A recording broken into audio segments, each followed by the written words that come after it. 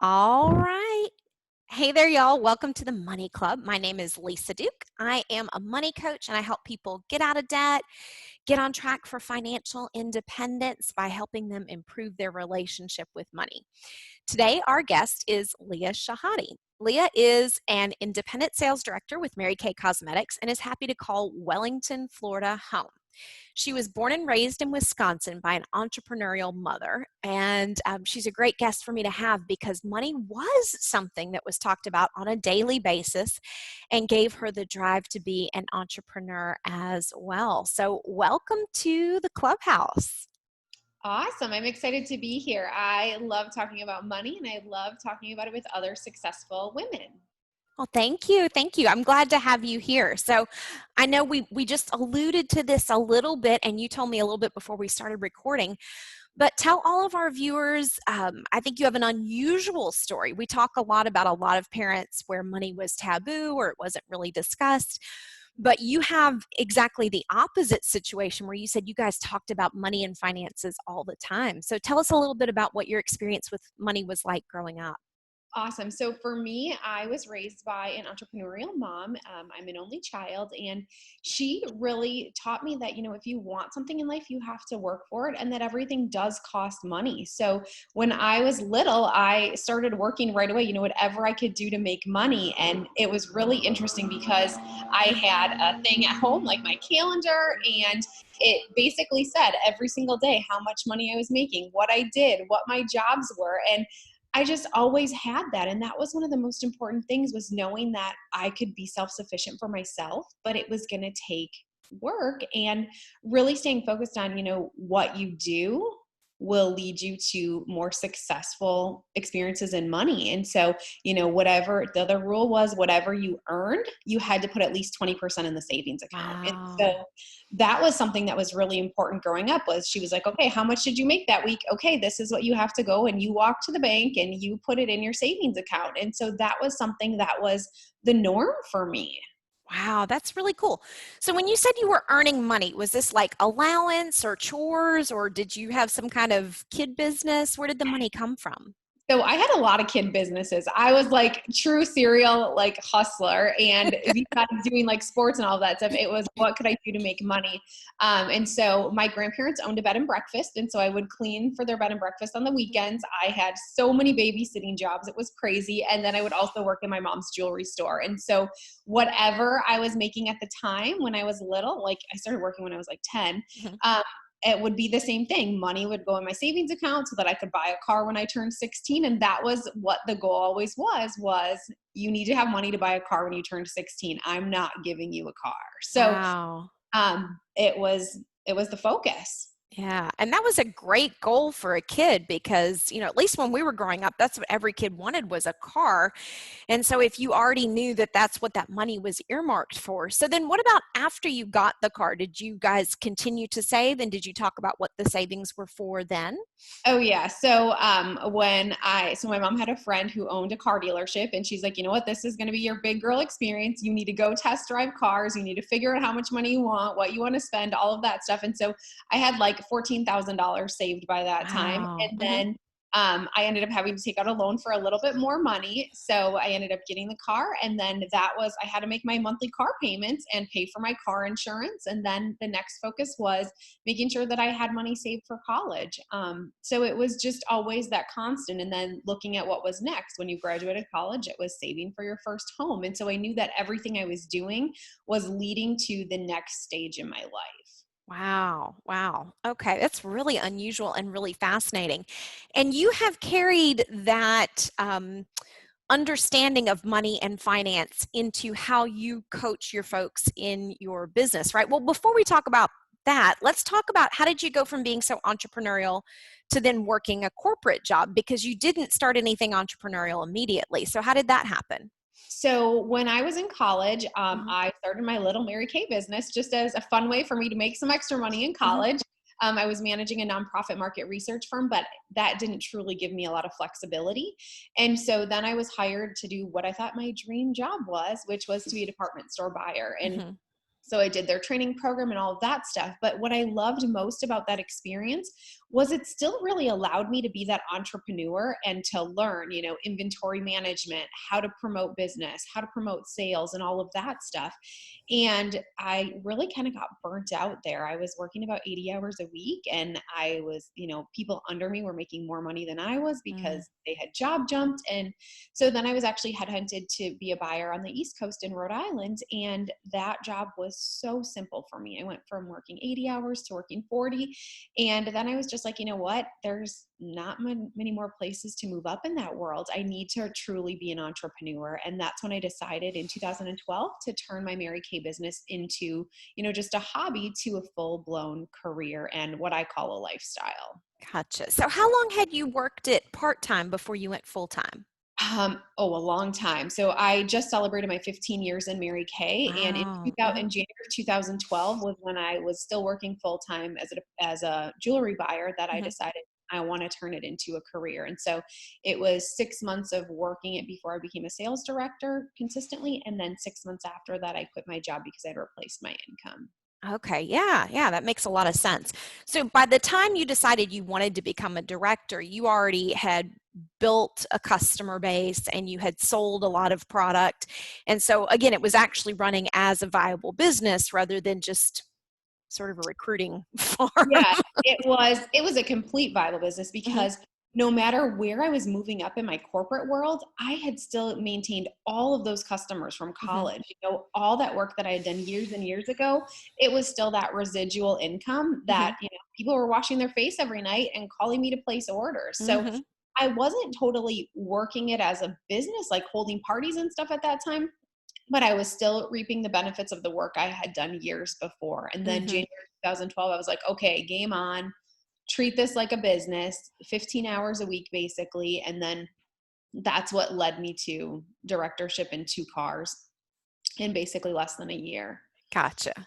And so for some of the viewers, some of you guys know my personal experience with Mary Kay, and it was very different from your experience. There was not a lot of focus on selling product, building a client base. It was a client base. It was very focused on building a team and also on really fronting people with product. And I've been through this several times with my husband where I'm like, go through it with me one more time because I still don't get it. Because what I could never really wrap my brain around is if you buy a huge amount of inventory up front, you really have on credit and you buy it on credit, you really have to sell through that entire initial order in order to pay off the credit card plus have enough money to repurchase. So you have to turn the whole inventory before you can really take anything out for yourself or for other business experiences or business expenses. But you really train your team differently. So can you talk about how you bring those early sort of money management, money philosophy lessons into your network marketing company? Yeah, and so that's a really good point is I feel like one of the biggest things people, maybe it's all Americans, I don't know, what they struggle with is money and understanding it. And I have so many people that come into direct selling saying, okay, I have this kind of debt, I have student loans, I have these kind of bills that I need to pay. And so I partner with them to figure out, what a strategy looks like. So let's say they need to find $1,000 a month to pay XYZ. Mhm. So then I backfill that to say, okay, this is how much you should sell. This is what your inventory level should be. And this is how you can operate your business so that you're having financial gains instead of feeling like the business is weighing you down. And Mhm.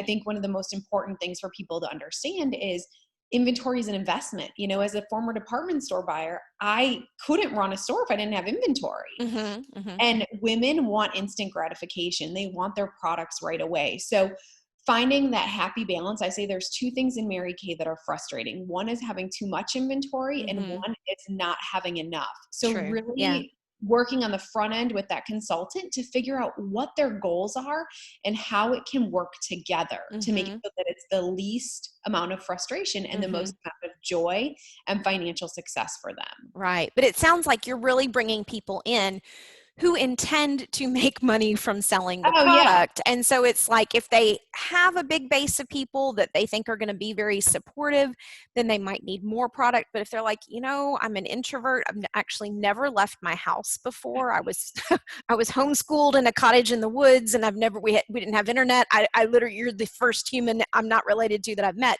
Then they probably don't need thousands of dollars of Yeah. inventory. It's something where they can kind of build up over time.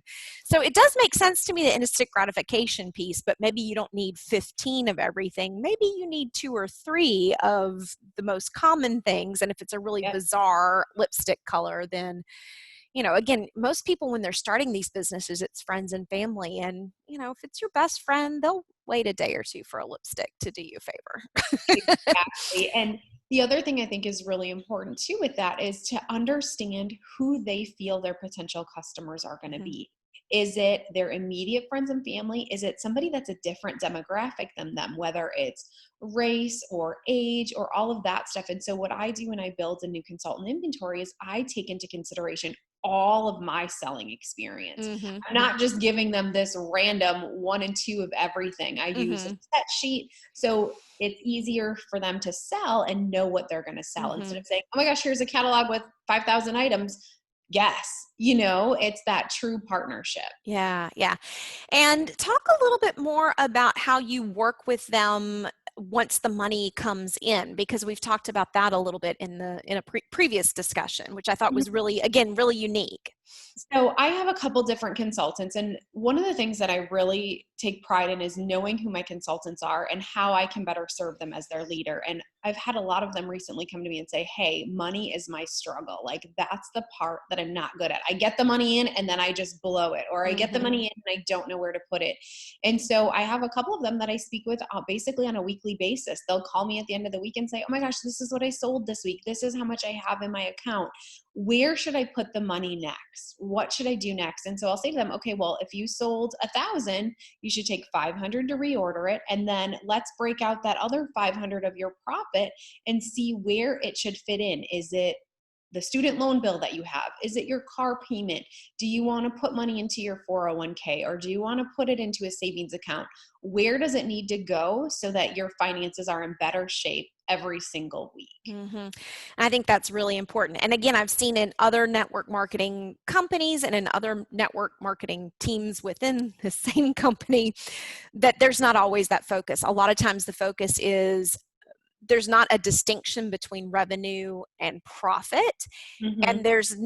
so we're spending all the revenue, which means we never pay off the credit card. And there's a big focus on fake it till you make it. Like, oh, okay, you sold some product, you need to use that to attend this next event. You need to use that to buy an outfit so people think you're making, thousands of dollars instead of hundreds of dollars. So I think it really, based on what I've heard from you about how you're running the business, I think that's the way this was intended to be worked, is that someone who wants experience with a small business and is willing to sell the product can come in, start with their circle of friends and family, expand beyond that, and that they're reordering based on need, not based on the director's goal or the director's timeline. So I think that's really important. And the fact that you're helping them take the money and say, okay, this portion should go to paying back for your inventory, this portion should go for reorder, this portion should go towards some of your personal financial goals, so that when they've been in 6 months, they can see, oh, okay, I've paid off my inventory, I have paid down my student loans a bit, and I've had some fun with some of it as well. So I think that's really important that you help them with the handling of the money that they're making in the business as well, so that it's going to help them meet their goals, not just to help you meet your goals. Exactly. And one of the big things too that I think people have a hard time with in direct selling is they don't understand that inventory can ebb and flow. Like, that's the most important thing. So for example, like, I was a college student. I started with $600 inventory, Mm-hmm. but I built it. And Mm-hmm. now as a director, I ebb and flow my inventory depending on my selling seasons. Like Christmas, hi, I need way more, but then you Mm-hmm. sell down. And so there needs to be that balance. Inventory isn't just like one flat line thing as in any business. I'm not a tire store that sells the same amount of tires every single day. It's different. You know what I mean? Mm-hmm, mm-hmm. And I think that's an important thing that people don't talk about enough either. Mm-hmm, that seasonality. Another thing that you and I have talked about offline that I think it's important to bring in this conversation is, again, sometimes with network marketing, direct selling, um, there is this illusion of get rich quick and that it's no work. And I know you told me you worked not I just, work. during the week, but sometimes nights and weekends too when your clients are available. So can you address sort of the work ethic piece that comes into it as well? Yeah, I think with any true entrepreneur, there is never a get rich quick. I mean, unless it's illegal. That's my but I think everything, just like our Mary Kay business, is develop wealth over time. It's Mm, work consistently and work focused, and take the time to get into your customer base, to know the people that you're working with. I mean, for me, when I made that transition from a hobby consultant to a director, it was working about 15 hours a week in front of people, and that dedication is what I've stayed focused with. I mean, as a director now, I probably work 40 to 50 hours a week, but then some weeks I might work 20 or 30. No 2 days look the same as an entrepreneur. mhm, And mhm, that's how I was brought up with an entrepreneurial mom, was no 2 days are going to be the same. And that's one of the things that I love most about it, because it does give you that flexibility. mhm, mhm. That you do have control over your schedule. If you want to go to, a kids event or a 3-day weekend for the family, you don't have to ask anybody's permission to take off. You just aren't available to schedule anything Exactly. that day. Oh gosh, I'm really sorry. I have a conflict on Friday, and nobody needs to know if it's a work conflict or a fun conflict. You just can't do it. So Yep. entrepreneurship does give you that flexibility and that control, but it's not just, you post to Facebook once that you have joined some company and then you never have to do any more work and you make millions of dollars, which again is sometimes the way some people pitch it. It Yep. is a business opportunity to sell product at retail that you purchase at wholesale, and that margin is yours to build your business and to keep as profit. But it is a business. It's not a job, but it is a business. And this is true even if you're not in network marketing, any other kind of business. If you're trying to hire a business coach and they want to sell you on, oh yeah, it's so easy, I just put out this funnel and I don't do anything. There might be a couple of magical unicorns that have like really good energy, or they just have the offer that's really hitting people. I think occasionally magic does happen, but for the most part, it's that whole thing of the harder I work, the luckier I get. Mhm. Totally. And I think you hit the nail on the head. It's not just that, it's the consistency, Mm, and that goes back to the develop wealth over time. mhm, It's working week in and week out, day in mhm, and day out, but doing it a little bit differently every day. They say the average person needs to hear something 7 times before they actually remember it. And direct selling, or any type of selling, is the same. People need to keep it in front of them in order for them to think of you. yeah, yeah. It's so interesting and it's so important. But I think that's really, it gets downplayed because it doesn't, it's not what people want to hear. Everybody wants the get rich quick. It's really funny. I'm trying to remember what I was in some Facebook group, and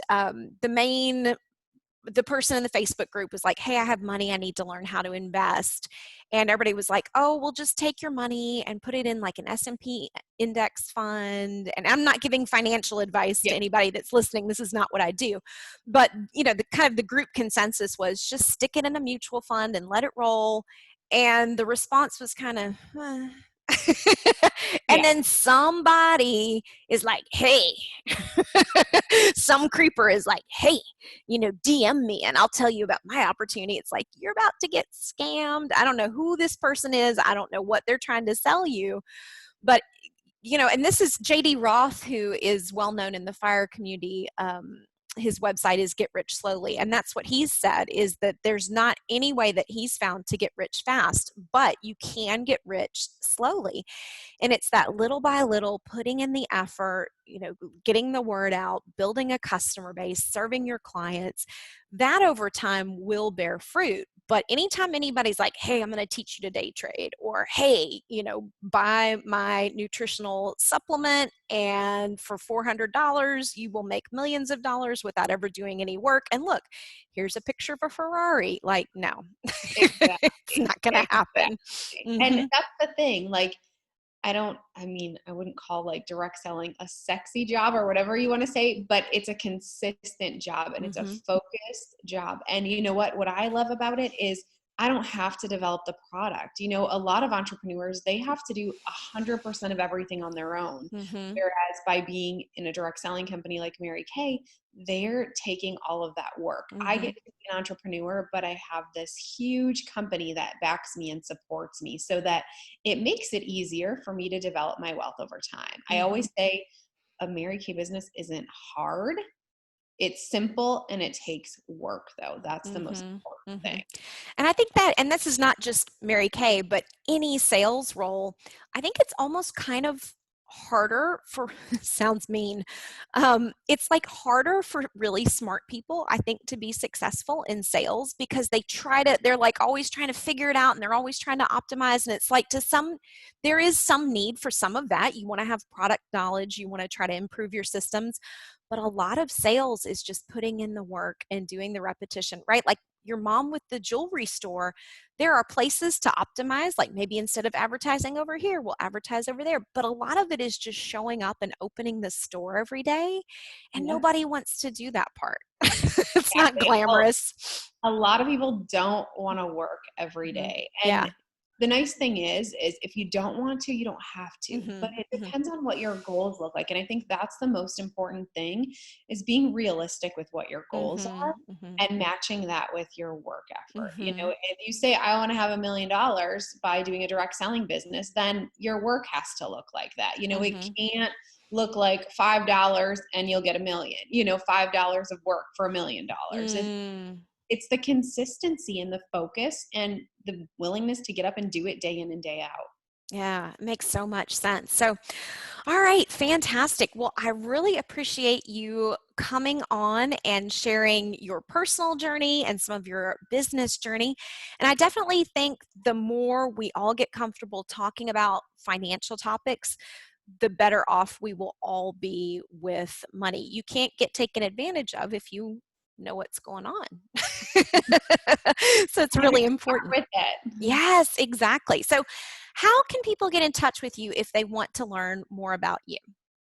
So the easiest way I think is to message me on Instagram. It's Lea Chehade MK. It's LeaChehademK. You can follow me on there, or you can search me on Facebook. And I also have a Mary Kay business page. I think those are the best ways. And then you can follow me and see what my journey's about.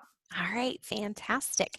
And for those viewers who want to improve their relationship with money, I'd invite you to join me over on Facebook if you are on Facebook. I've got a shortcut link, just lisaduke.net/money club, or you can go straight to Facebook and just search Money Club with Lisa Duke. From there, I go live every Monday at 6 p.m. Eastern, so you can catch those little live impromptu videos. I also post about other things I do. I'm starting a series that I'm calling Tuesday Talks. It won't be every Tuesday, but a lot of Tuesdays at 6 p.m. Eastern, and then those will be posted here to the YouTube channel as well. So don't forget, while you're here, to subscribe to the channel. Click on the bell to get notified when I drop my next video. Should typically be on Wednesdays, but sometimes I like to put out some bonuses as well. So thank you so much for joining me, and welcome to the Money Club.